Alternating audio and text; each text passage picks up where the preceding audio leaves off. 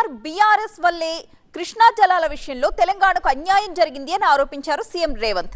AP ప్రభుత్వం అక్రమంగా కృష్ణా నీటిని తరలించకపోవడానికి కారణం కూడా కేసీఆర్ అని విమర్శించారు. బీఆర్ఎస్ హయాంలోనే కృష్ణా జలాల్లో తెలంగాణ వాటా తగ్గిపోయిందన్నారు. కేసీఆర్ నల్లగొండలో సభ పెట్టకుండా ఢిల్లీలో ఆమరణ దీక్ష చేయాలని డిమాండ్ చేశారు. ఎందుకు ఆ రోజు వీళ్ళు మాట్లాడలేదు?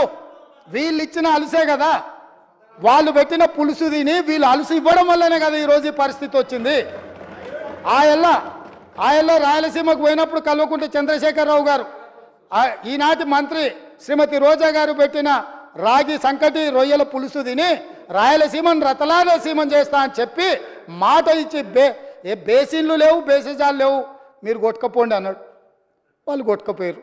నామా నాగేశ్వరరావు గారు వాళ్ళ పార్లమెంటరీ పార్టీ నాయకుడు లోక్సభలో అడిగితే వారికే జవాబు ఇచ్చిండ్రు అధ్యక్ష. ఇప్పుడు నేను మిత్రుడు హరీష్ రావు గారిని అడుగుతున్నా, ఏం జవాబు చెప్తావు?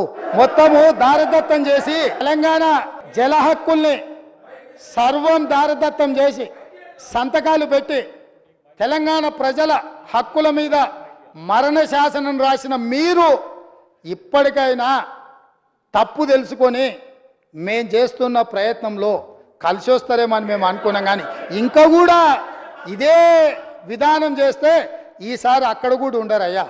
811 టీఎంసీల నికర జలాలు ఉమ్మడి ఆంధ్రప్రదేశ్కు కేటాయిస్తే ఆనాడు వీళ్ళు తెలంగాణ ప్రాంతంలో 68% క్యాచ్మెంట్ ఏరియా ఉంటే 68% వాటా మాకు నీళ్లు రావాలని కొట్లాడాల్సింది పోయి 811 టీఎంసీలలో 512 టీఎంసీలు ఆంధ్రప్రదేశ్కు అధికారికంగా సంతకం పెట్టి మన తెలంగాణ రైతుల హక్కులను వాళ్ళకి దారదత్తం చేసి 299 టీఎంసీలకు సంతకం పెట్టి వచ్చిందే వాళ్ళు అధ్యక్ష.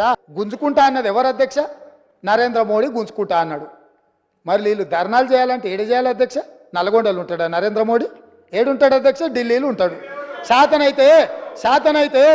శాతనైతే కల్వకుంట్ల చంద్రశేఖరరావు గారు, తన్నీరు హరీష్ రావు గారు, కల్వకుంట్ల తారక రామారావు గారు ముగ్గురు పోయి జంతర్ మంతర్లో ఆమరణ నిరాదీక్ష చేయమను.